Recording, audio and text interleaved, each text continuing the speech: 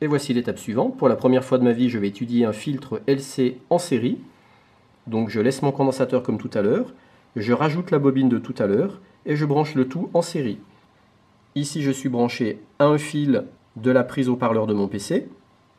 Je passe à travers une bobine, je passe à travers mon petit condensateur, je reviens vers la résistance qui est en série, je viens toujours mesurer la tension aux bornes de la résistance et le côté de cette résistance, je le relie à l'autre fil qui va vers le haut-parleur de mon PC.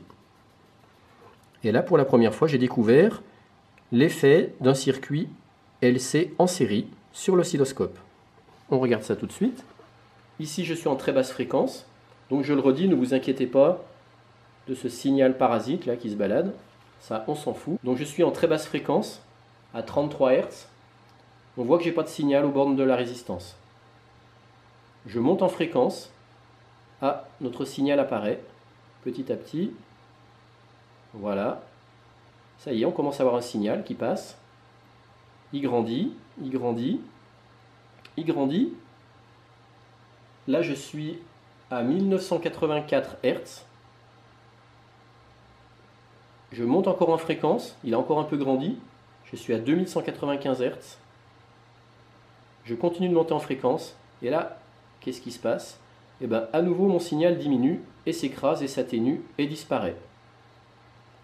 Et c'est quand je suis à peu près à 2200 Hz. Dans ce cas-là, mon circuit LC laisse passer le signal, mais par contre, il va atténuer et bloquer les fréquences plus basses, et atténuer et bloquer les fréquences plus hautes. Donc là, je pense qu'on s'est créé un filtre passe-bande. Voici le schéma qui correspond au circuit qu'on vient de voir fonctionner.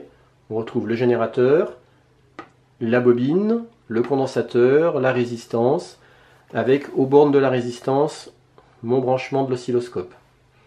On a vu que l'ensemble constituait un filtre passe-bande, mais comment un tel ensemble peut créer un filtre passe-bande?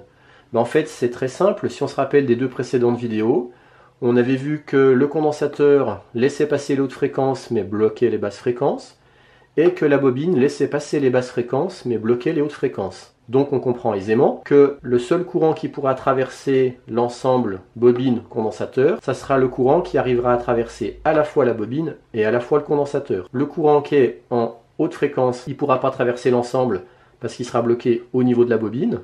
Et puis le courant qui sera en basse fréquence, il ne pourra pas non plus traverser l'ensemble parce qu'il sera bloqué au niveau du condensateur.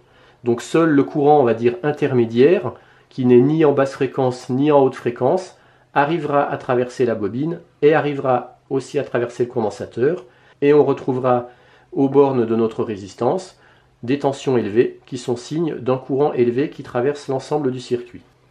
Pour encore aider à mieux comprendre le phénomène de filtre passe-bande, j'ai représenté ici un signal qui partirait de basse fréquence et puis dont la fréquence augmente, augmente, augmente pour arriver jusqu'à mon maximum de 20 kHz.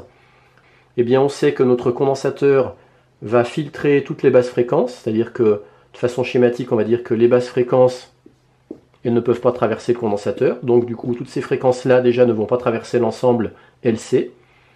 Et puis on sait aussi que notre bobine, elle va empêcher les hautes fréquences de passer, donc ça veut dire qu'on efface également toutes ces fréquences-là de notre gamme, et il ne reste plus que cette fréquence-là qui va traverser notre ensemble LC, et c'est ça qu'on appelle bande passante.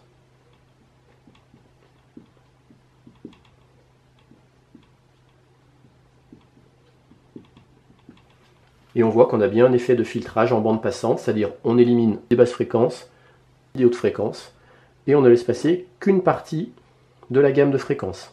Alors moi, dans mon cas, je n'ai pas fait de calcul pour calculer ma bande passante, puisque j'utilise une bobine de récupération dont je ne connais pas les caractéristiques en Henry. Donc j'ai simplement ajusté mon condensateur de façon à avoir une bande passante, peu importe laquelle.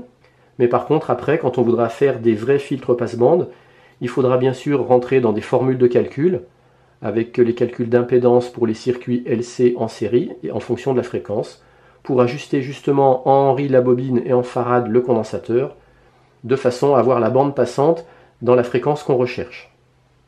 Mais pour l'instant, je n'en suis encore pas là.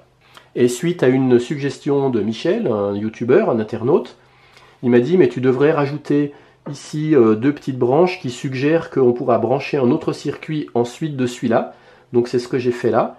C'est pour ça qu'ici j'ai mis in, ça veut dire que ici ça va être notre signal d'entrée.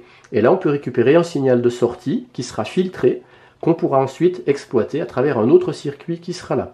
Sachant que pour l'instant, moi ici je n'avais branché que l'oscilloscope qui avait juste comme fonction de mesurer de la tension, mais il ne prélève aucun courant, puisque le courant, moi, il repartait tout le temps ici. Mais on peut très bien imaginer que, ensuite de ce circuit-là, on rajoute un deuxième circuit qui récupère notre signal filtré et qui, lui, va travailler avec ce signal filtré sur cette partie-là.